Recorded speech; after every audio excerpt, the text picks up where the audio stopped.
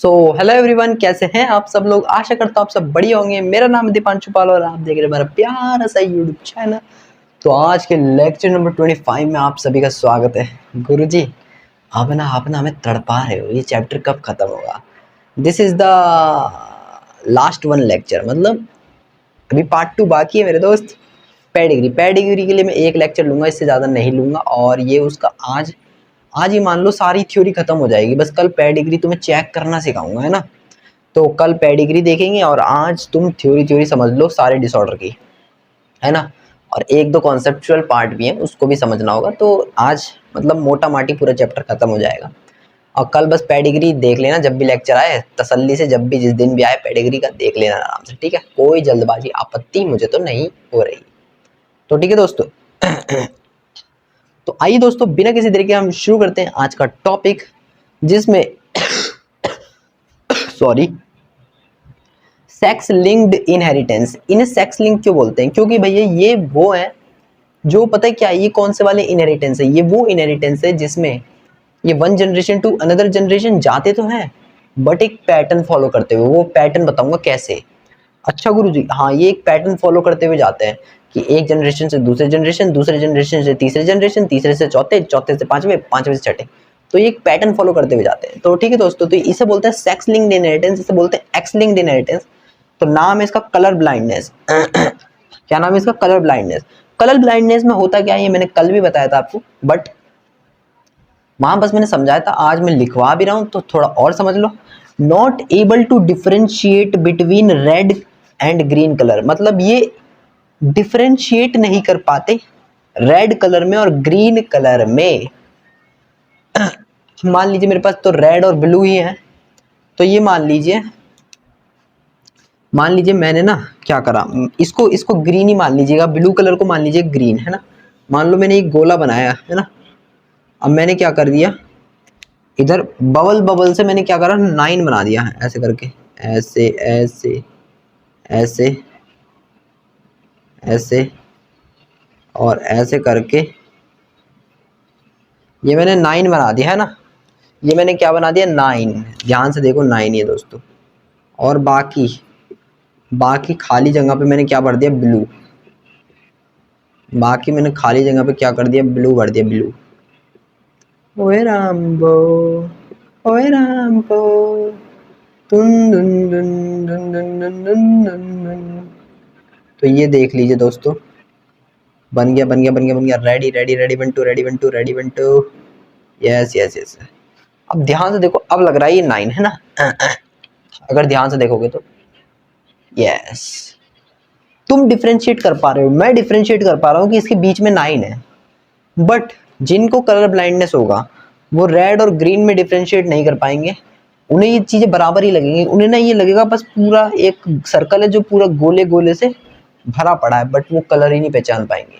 तो उनकी आंखों में ना जो कलर डिफरेंशिएट रेड और ग्रीन वाला होता है ना, वो थोड़ा कम हो जाता है। या तो ग्रीन वाला कम हो जाता है या रेड वाला, या दोनों ही कम हो जाते हैं, जिसके कारण से ना वो डिफरेंशिएट नहीं कर पाते। और उनके ना दिमाग में ना एक भ्रम वाली इमेज, जिसे बोलते हैं इल्यूजन, या फिर बोल सकते हैं ना, वो क्या बोलते हैं उसको, अरे एक गलत इल्यूजन या एक भ्रम पैदा हो जाता है इनके दिमाग में, एक अलग ही इमेज बनने लगती है ना। वो यार ह्यूमन एंथन डिजीज में बोलते हैं ना, भ्रम को कुछ बोलते हैं यार, कुछ बोलते हैं, मेरे को नाम याद नहीं आ रहा उसका ना। तो हाँ, तो एक तरीके का इन्हें वही होने लगता है, ठीक है। जैसे कोई बंदा ज़्यादा अल्कोहल कंज्यूम कर लेता है तो उसे भ्रम होने लगता है, उसे एक की जगह दो दो लोग दिखाई देने लगते हैं, उसे कहीं कहीं आवाज़ें सुनाई देने लगती हैं। तो दैट इज़ अ एक तरीके का ये भ्रम होता है हमारा, है ना। तो इल्यूजन जिसे हम बोलते हैं। तो भाई वैसे ही उनके दिमाग में एक भ्रम वाली इमेज पैदा होने लगती है, जिस जो कि ढंग से डिफरेंशिएट नहीं कर पाती और सबको बराबर दिखा देती है। ये जो पूरा सर्कल है ना, ये पूरा इन्हें ऐसे दिखेगा, पता है कैसा, ऐसा दिखेगा। मान लीजिए ये ब्लैक कलर से बना देता हूँ, ब्लैक एंड वाइट ही दिखता है उन्हें ज़्यादातर, है ना। तो ऐसा दिखेगा उन्हें। अब बता दो इसमें 9 किधर है, तुम वो भी नहीं पता लगा पाते, वो भी बौखला जाते हैं। उन्हें ये इमेज कुछ इस प्रकार से दिखेगी, हाँ 9 किधर है, 9 ना दिख रहा मुझे, तो वो भी नहीं पहचान पाते। सॉरी। तो वो नहीं पहचान पाते हैं। तो जिस कारण की वजह से ये उन्हें हो जाता है कलर ब्लाइंडनेस। और इनका एक चश्मा बनता है जो कि वेरी कॉस्टली होता है। गुरुजी कल भी बीमारी वेरी कॉस्टली, ये भी बीमारी वेरी कॉस्टली। हाँ, इसमें ये चांसेस है कि भाई जो प्रोजेनी है वो मरेगा नहीं, बट हाँ उसको एक भ्रम पैदा हो जाएगा, है ना। तो दैट्स वाई इससे क्या होगा कि एक चश्मा बनता है महंगा सा, 70-80 हज़ार रुपये का शुरुआत है और लाख 1.5 लाख तक जाता है वो। तो भाई इट्स वेरी कॉस्टली, है ना। तो भाई हम लोगों के तो ऐसे है नहीं, हम तो बोलेंगे बेटा ऐसे ही काम चला।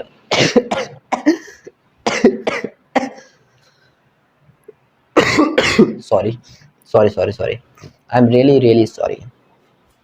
तो कलर ब्लाइंडनेस की थ्योरी यहीं पे होती है ख़त्म। अब ना मैं कुछ चीज़ें बताऊंगा, मतलब अब मैं हीमोफीलिया बताऊंगा, हीमोफीलिया क्या होता है।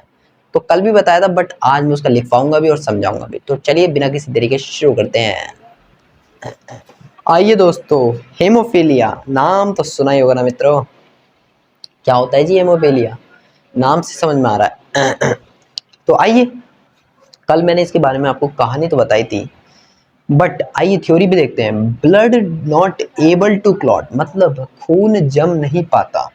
कंटिन्यू ब्लीडिंग, धनाधन धनाधन दे धनाधन, मतलब तो दे दोस्तों ध्यान से सुनिएगा मेरी बातों को ध्यान से सुनिएगा, है ना। तो हेमोफीलिया में क्या होता है, मान लो बचपन में आपने बहुत खेला भी होगा, है ना। बचपन में आपने खेले तो सब होंगे, पकड़म पकड़ाई, लुका छुपी और क्या कहते हैं वो, बर्फ पानी और गिल्ली डंडा, बैट बॉल, पतंग उड़ाना, ये सब फलाने डिमकाने सारे काम करे ही होंगे भाई बचपन में। कौन ऐसा है जिसने नहीं करे, साइकिल तक तो चलाई ही होगी। चलो मान लो ये सब नहीं कहा, तुम पतंग नहीं उड़ाते बहुत अच्छी बात है, गिल्ली डंडा तुमने नहीं खेला बहुत अच्छी बात, बैट बॉल नहीं खेला कोई बात नहीं, पकड़म पकड़ाई नहीं खेली कोई बात। एटलीस्ट साइकिल तो चलानी सीखी होगी भाई, इतना तो सबके मम्मी पापा अलाउ कर ही देते हैं। और मान लो साइकिल भी नहीं है तो पकड़म पकड़ाई तो अलाउ कर देते, और ये भी नहीं है तो मम्मी पापा अलाउ नहीं करते तो स्कूल के प्लेग्राउंड में तो खेला ही होगा। अब भाई साहब तुमने ये सब नहीं करा तो फिर बचपना क्या जिया, है ना। तो वो बोलते ना चाइल्डहुड, तो भाई यही तो है चाइल्डहुड असल में। बच्चे का खेल कूद ही असल में चाइल्डहुड होता है, उसकी मस्तियाँ, उसकी वो बचकानी हरकतें। तो वो सब चाइल्डहुड में ही आता है।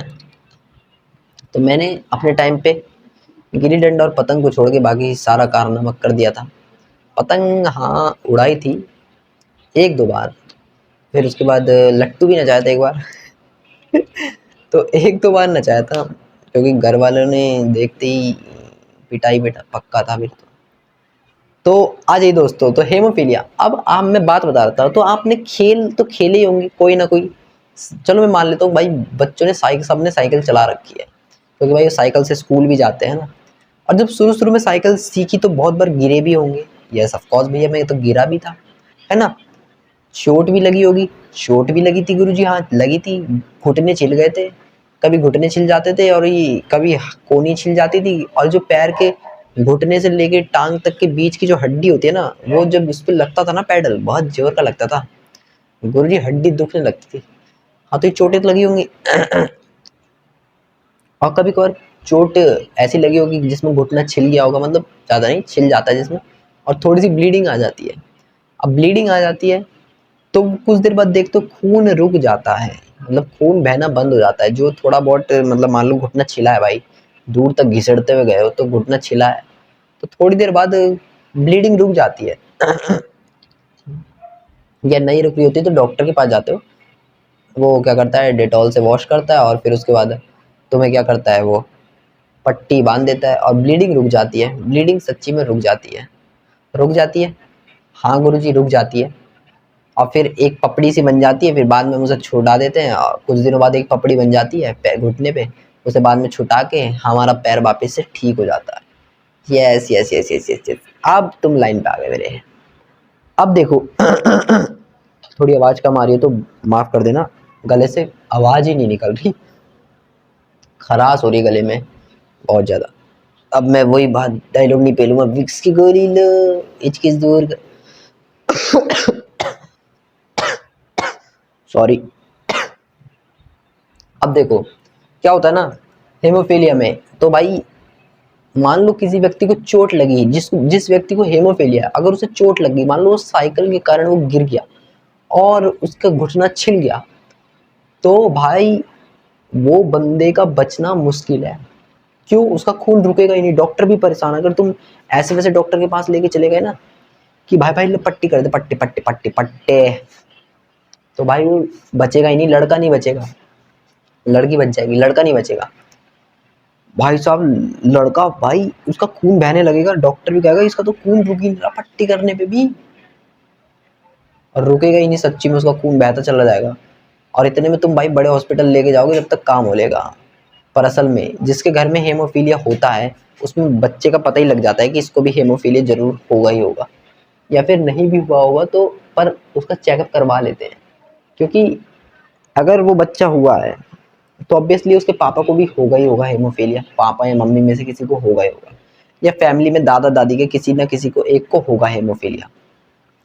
अब जिन किसी को भी हेमोफीलिया होगा ना, तो आगे वाले वैसे ही प्रिडिक्ट कर लेते हैं, है ना, टेस्ट करवा लेते हैं पहले चेकअप कि बच्चे के है या नहीं हमारे। और होता भी है तो उस बच्चे को बड़ा संभाल के रखना पड़ता है भाई, उसके चोट ना लग जाए, गलती से भी खरोच भी ना आ जाए एक। अगर गलती से खरोच आई और उसके जरा से भी खरोच में ब्लीडिंग आ गई, तो ब्लीडिंग रोकने वाले जो एंजाइम होते हैं ना, मान लो जब ब्लीडिंग होती है तुम्हारे तो क्या होता है, तुमने पढ़ा होगा 11th क्लास में कि भैया प्लेटलेट्स ना एक्टिव हो जाते हैं, और वो प्लेटलेट्स एक्टिव होके ना एक पतली सी जाले जाले वाली एक परत सी बनाते हैं, मतलब एक लेयर बनाते हैं जाली जाली वाली, जो हमारे शरीर पे चिपक जाती है, जो ब्राउन ब्राउन कलर की होती है। वही खून को धीरे धीरे रोकती है। शुरू शुरू में वो पता नहीं लगता, पर वही पहले ब्लड को क्लॉट करती है, रोकती है, जमाती है, पहले खून को जमाएगी, खून जमाने के बाद ये पपड़ी बनाएगी। अच्छा, हाँ, पर उनमें ना वो एंजाइम ही नहीं होता, एंजाइम प्लेटलेट्स है उनकी बॉडी में बट वो एक्टिव नहीं होंगी, क्योंकि उनमें जो एक्टिव करवाने वाला एंजाइम है ना वो नहीं होता हेमोफीलिया वाले व्यक्ति के अंदर। तो ऐसे में क्या होता है ना, उनको बाहर से कोई गोली लेनी पड़ती है या कोई ऐसी दवाई लेनी पड़ती है जिसके कारण से वो एंजाइम एक्टिवेट होगा, और वो दवाई इतनी जल्दी में देनी होती है वो, और जितनी जल्दी वो एक्टिव होगी उतनी जल्दी ही ब्लड रोक पाएंगे वो लोग, वरना भाई बंदे का ब्लड जाता रहेगा और बंदा धीरे धीरे टपकने के मार्ग पे पहुंच जाएगा है ना। तो वेरी डेंजरस बीमारी भाई, ये बहुत ही खतरनाक बीमारी है। अगर गलती से भी चोट लग गई या गलती से पिन भी चुबा दी ना तुमने, पिन ऐसे गोप के बस हल्का सा ऐसे, जैसे वो डायबिटिक पेशेंट वालों को नहीं करते ऐसे कुचिक, और हल्का सा खून बाहर आता है ना, अगर तुमने वो भी कर दिया ना भाई आदमी मर जाएगा सच्ची में। एक सुई चुबो दी बस और खून निकल गया हल्का सा, बस अब तुम्हारा काम हो गया, मतलब बदला ऐसा हो गया कि ये सुई चुबो दी, बदला पूरा। बोलते ना एक सुई से ही मर गया बंदा, चाकू गोपने की जरूरत ही नहीं पड़ी। तो वो काम हो जाएगा भाई हेमोफीलिया वाले के साथ। तो हेमोफीलिया ज्यादातर बीमारी जो होती है वो लड़कों को होती है, क्योंकि लड़कियां इसमें कैरियर बन जाती हैं, कैरियर बनने के कारण उनको ये बीमारी नहीं हो पाती है, सीधी बात।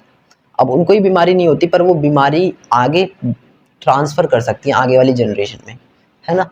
और लड़कों में ये पूरी तरीके से हो जाती है जिसके कारण ये भाई इनका ये ज़्यादा लंबे समय तक नहीं जी पाते। ये समझ लो जब तक इन्हें चोट नहीं लग रही है जीवित है, जहाँ इन्हें चोट लग गई भाई फिर तो भगवान जी भरोसे हैं, फिर इन्हें, हालांकि इनकी दवाई है बट टाइमली पहले आपको हॉस्पिटल पहुंचना होगा। आपको पहले से पता होना चाहिए कि आपके बच्चे को हेमोफीलिया है या नहीं। अगर हल्की सी भी खरोच लगी तो तुरंत तुरंत बच्चे को हॉस्पिटल लेकर आना होगा जहाँ पे ट्रीटमेंट अलाउ है।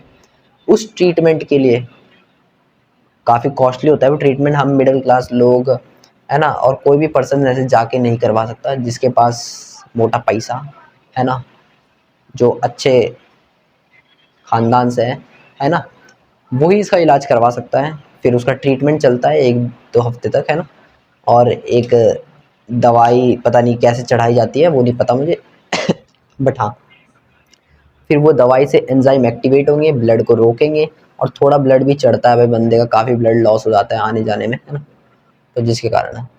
और ऐसा इन्हें जल्दी जल्दी करवाना पड़ता है, जब जितनी जल्दी जल्दी चोट लगेगी उतनी जल्दी जल्दी करवाना पड़ता है। हल्की सी खरोच भी आ गई उसमें ब्लीडिंग आने लगा, अगर एक एक बूंद भी टपक रहा है ना तो भाई वो घंटों में मरेगा, पर वो मर जाएगा हेमोफीलिया से, है ना, अगर एक एक बूंद भी टपकने लगा तो।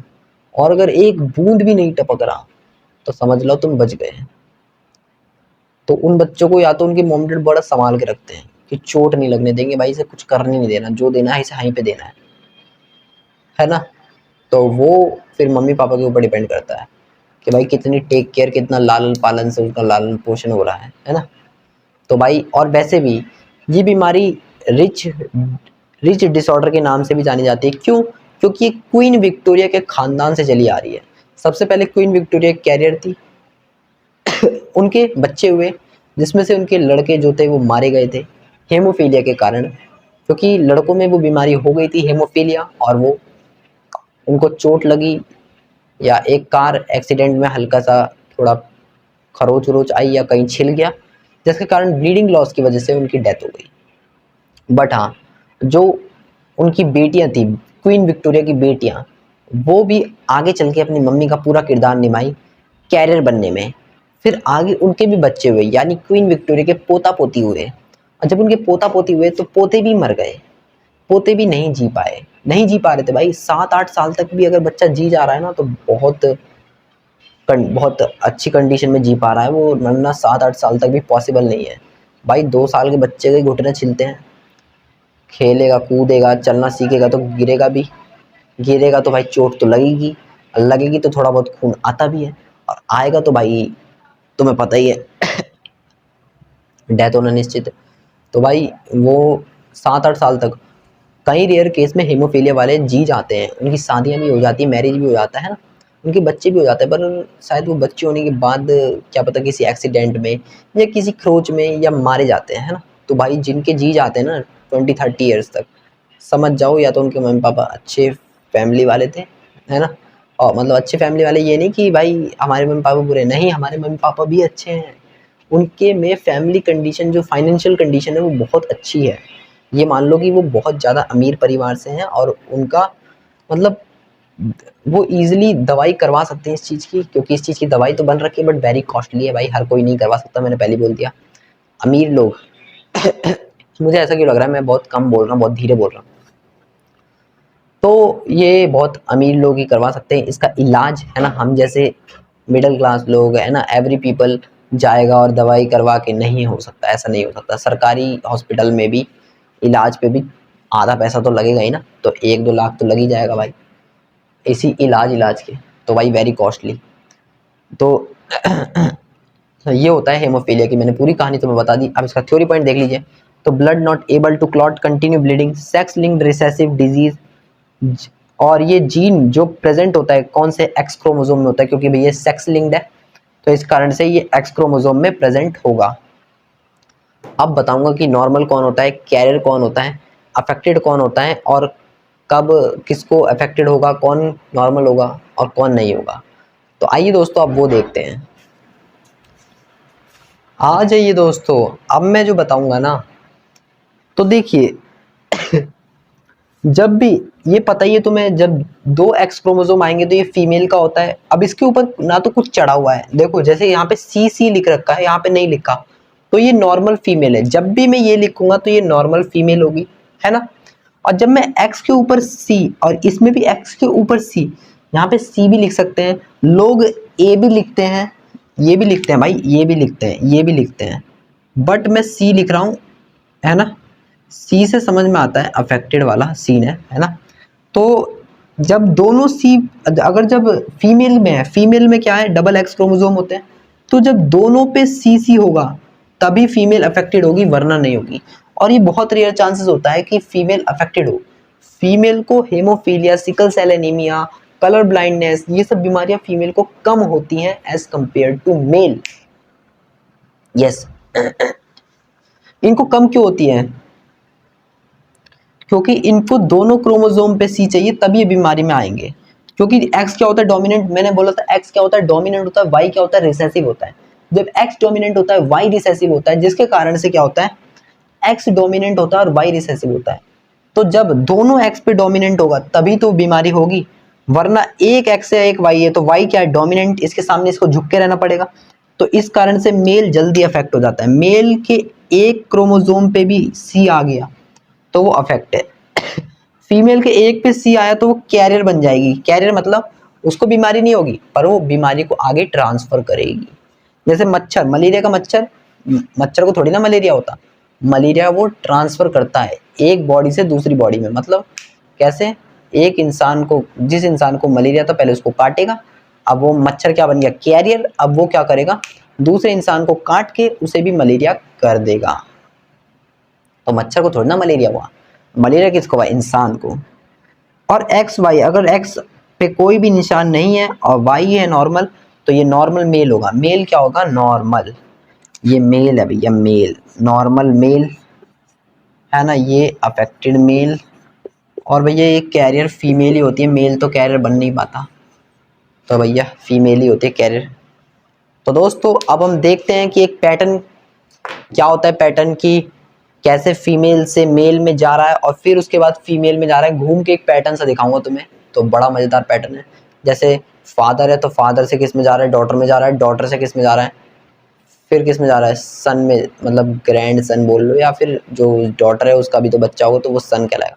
तो मैं बता रहा हूँ सॉरी। तो आइए उसको देख लेते हैं,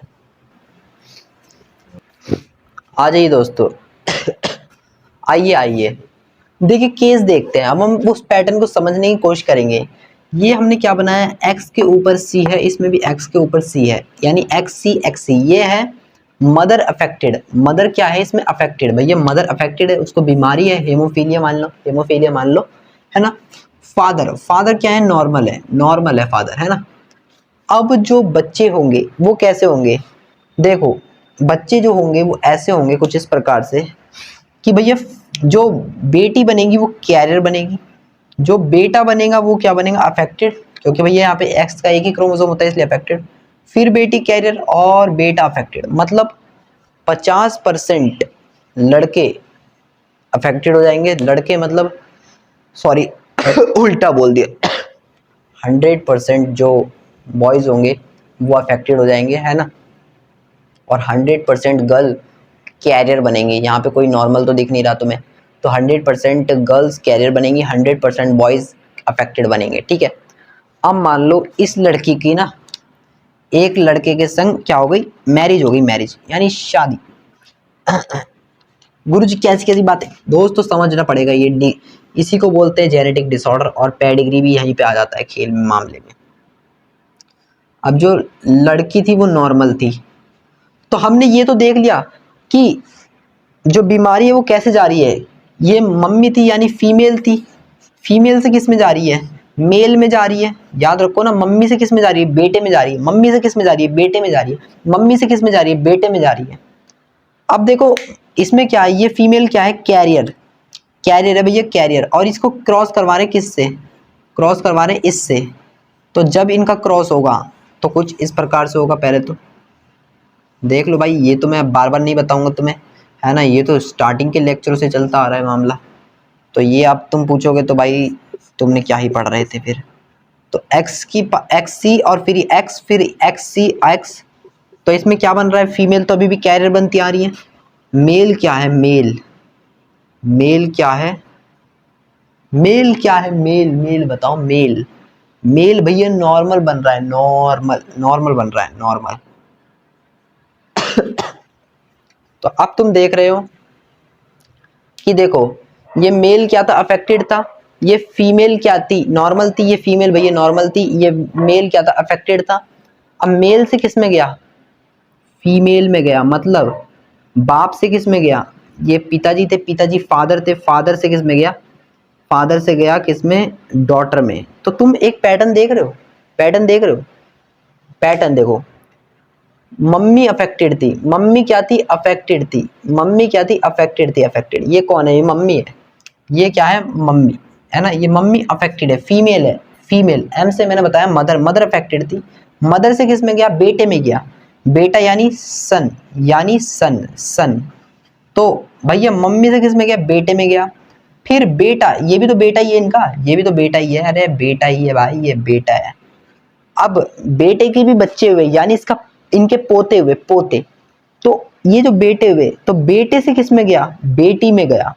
तो तुम एक लिंक देख रहे हो, फीमेल से किस में गया, मेल में गया, और मेल से किस में गया, फीमेल में गया। फीमेल से किस में गया, मेल में गया, मेल से किस में गया, फीमेल में गया। तो लॉजिक समझ में आ रहा है? अरे भाई लड़कियां कैरियर ही तो आ रही है, अफेक्टेड कोई सा नहीं आ रहा अब। तो भाई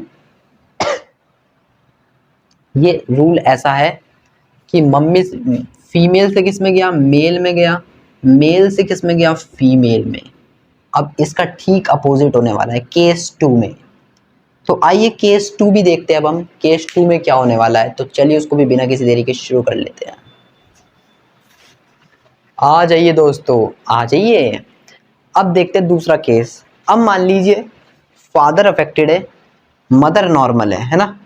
तो मदर को कोई बीमारी नहीं, फादर को। अब इससे जो बच्चे जो बन रहे हैं, इसमें क्या बन रहा है, देखो एक्स को एक्स से करवाया एक बार तो भैया कैरियर आया, फिर इस एक्स को इस वाई से कराया, नॉर्मल आया, नॉर्मल लड़के में कुछ नहीं गया। फिर इस एक्स को इस एक्स से करवाया, तो इस एक्स को जब तुम इस एक्स से करवाओगे, है ना, इस एक्स को तुम इस एक्स से करवाओगे तो ये रहा, ये रहा, ये रहा, ये रहा, इसका ये रहा, यहाँ पे, यहाँ पे, यहाँ पे, यहाँ पे थोड़ा सा घूम गया, ये रहा, ये रहा इसका लाइन, ये रहा, ये रहा। तो ये क्या बना, कैरियर बना। और इसको फिर जब हम वाई से करवाया तो क्या बना, अफेक्टेड, मतलब सॉरी नॉर्मल बना, नॉर्मल। तो भैया लड़के नॉर्मल बने। लड़कों में देख रहे हो बीमारी नहीं गई, बाप से बेटे में नहीं गई बीमारी, बाप से बेटियों में जा रही है। अगर बाप अफेक्टेड है तो किस में जा रही है, बेटियों में जा रही है, बेटियों में। तो बेटियों में जा रही है दोस्तों, बेटियों में, है ना। तो मतलब अगर पिताजी अफेक्टेड है तो भैया लड़कियों में जा रही है बीमारियां, है ना।